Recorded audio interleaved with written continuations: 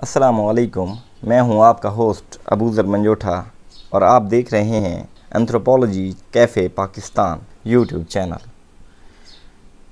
आज एक कहानी है हकीम साहब की।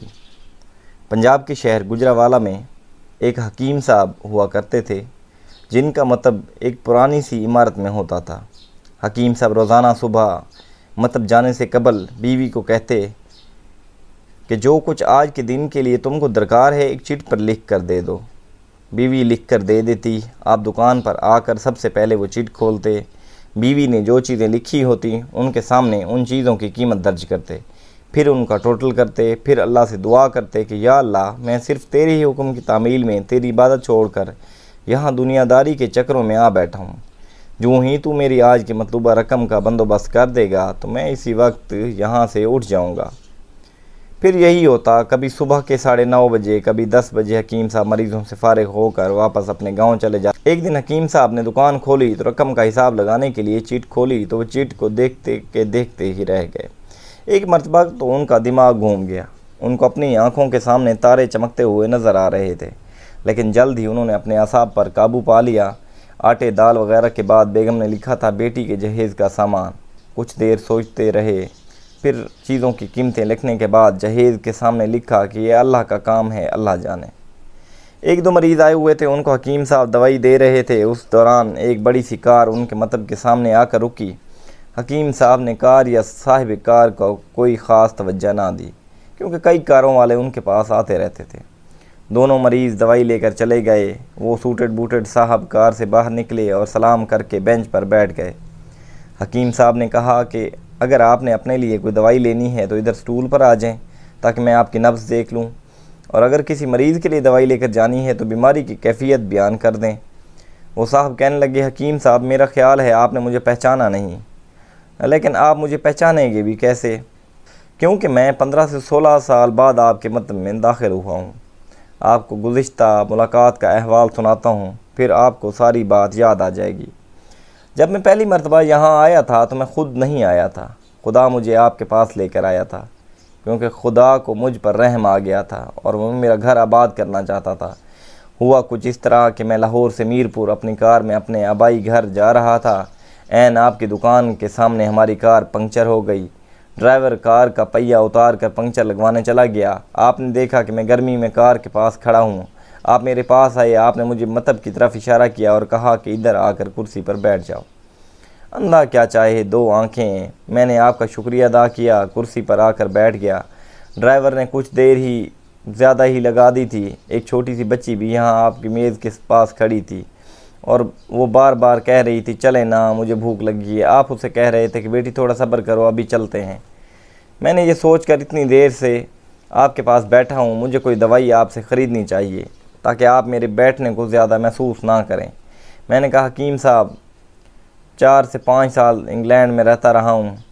इंग्लैंड जाने से कबल मेरी शादी हो गई थी, लेकिन अभी तक औलाद की नेमत से महरूम हूँ। यहाँ भी बहुत इलाज किया, वहाँ इंग्लैंड में भी, लेकिन अभी किस्मत में मायूसी के सिवा और कुछ नहीं देखा। आपने कहा, भाई तौबा इस्तग़फ़ार पढ़ो, खुदारा अपने खुदा से मायूस ना हो। याद रखो, उसके ख़जाने में किसी शय की कमी नहीं। औलाद, माल व असबाब, गमी, खुशी, ज़िंदगी, मौत, हर चीज़ उसी के हाथ में है। किसी हकीम या डॉक्टर के हाथ में शिफा नहीं होती, ना ही किसी दवा में शिफा होती है। शिफा अगर होनी है तो अल्लाह के हुक्म से होनी है, औलाद देनी है तो उसी ने देनी है। मुझे याद है आप बातें करते जा रहे थे, साथ साथ पूड़ियाँ बना रहे थे। तमाम दवाइयाँ आपने 2-2 हिस्सों में तकसीम करके 2 लिफाफों में डाल दी। फिर मुझसे पूछा कि आपका नाम क्या है। मैंने बताया कि मेरा नाम मोहम्मद अली है। आपने एक लिफाफे पर मोहम्मद अली लिख दिया और दूसरे पर बेगम मोहम्मद अली लिखा। फिर दोनों लिफाफे एक बड़े लिफाफे में डालकर दवाई इस्तेमाल करने का तरीका बताने लगे। मैंने बेदिली से दवाई ले ली, क्योंकि मैंने तो सिर्फ कुछ रकम आपको देना चाहता था। लेकिन जब दवाई लेने के बाद मैंने पूछा कितने पैसे हैं, तो आपने कहा बस ठीक है। मैंने ज़्यादा ज़ोर डाला तो आपने कहा आज का खाता बंद हो गया है। मैंने कहा मुझे आपकी बात समझ नहीं आई। इस दौरान वहाँ एक और आदमी आ चुका था। उसने मुझे बताया कि खाता बंद होने का मतलब ये है कि आज के घरेलू अखराजात के लिए जितनी रकम हकीम साहब ने अल्लाह से मांगी थी वो अल्लाह ने दे दी, मज़ीद रकम वो नहीं ले सकते। मैं कुछ हैरान हुआ, कुछ दिल में शर्मिंदा हुआ कि मेरे कितने घटिया ख्यालात थे और ये सादा सा हकीम कितना अजीम इंसान है। मैंने जब घर जाकर बीवी को दवाइयाँ दिखाईं तो सारी बात बताई तो बेख्तियार उसके मुंह से निकला, वो इंसान नहीं कोई फरिश्ता है। उसकी दी हुई अद्वियात हमारे मन की मुराद पूरी करने के लिए बायस बनेगी। हकीम साहब, आज मेरे घर में 3 फूल अपनी बहारें दिखा रहे हैं।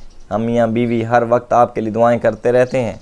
जब भी पाकिस्तान छुट्टी आया, कार इधर रोकी लेकिन दुकान को बंद पाया। मैं कल दोपहर भी आया था, आपका मतलब बंद था।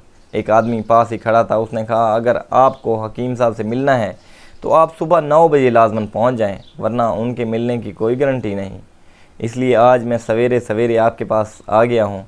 मोहम्मद अली ने कहा कि जब 15 साल कबल मैं यहाँ आपके मतलब में आपकी छोटी सी बेटी देखी थी तो मैंने बताया था, उसको देखकर मुझे अपनी भांजी याद आ रही थी। हकीम साहब, हमारा सारा ख़ानदान इंग्लैंड सेटल हो चुका था। सिर्फ हमारी एक बेवा बहन अपनी बेटी के साथ पाकिस्तान में रहती है। हमारी भांजी की शादी इस माह की 21 तारीख को होना थी। इस भांजी की शादी का सारा खर्च मैंने अपने ज़िम्मा लिया था। 10 दिन कबल इस कार में उसे मैंने लाहौर अपने रिश्तेदारों के पास भेजा कि शादी के लिए अपनी मर्ज़ी की जो चीज़ चाहे ख़रीद ले। उसे लाहौर जाते ही बुखार हो गया, लेकिन उसने किसी को ना बताया। बुखार की गोलियां, डिस्प्रिन वगैरह खाती रही और बाज़ारों में फिरती रही। बाज़ार में फिरते फिरते अचानक बेहोश होकर गिरी। वहाँ से उसे अस्पताल लेकर गए। वहाँ जाकर मालूम हुआ उसको तो 104 डिग्री बुखार है और ये गर्दन तोड़ बुखार है। वो बेहोशी के आलम में इस जहान फ़ानी से कूच कर गई। उसके फौत होते ही न जाने क्यों मुझे और मेरी बीवी को आपकी बेटी का ख्याल आया। हम मियाँ बीवी ने, हमारी तमाम फैमिली ने फ़ैसला किया कि हम अपनी भांजी का तमाम जहेज़ का सामान आपके यहाँ पहुँचा देंगे। शादी जल्द हो तो उसका बंदोबस्त खुद करेंगे। अगर अभी कुछ देर है तो तमाम अखराजात के लिए रकम आपको नकद पहुँचा देंगे। आपने नाह नहीं करनी। आप अपना घर दिखा दें ताकि सामान का ट्रक वहाँ पहुँचाया जा सके। हकीम साहब हैरान व परेशान यूं गोया हुए। मोहम्मद अली साहब, आप जो कुछ कह रहे हैं मुझे समझ नहीं आ रहा। मेरा इतना दिमाग नहीं है। मैंने तो आज सुबह जब बीवी के हाथ की लिखी हुई चिट यहाँ कर खोली तो देखा कि मिर्च मसाले के साथ जब मैंने ये अल्फाज पढ़े कि बेटी के जहेज़ का सामान, तो आपको मालूम है मैंने क्या लिखा। आप ख़ुद ये चिट ज़रा देख लें।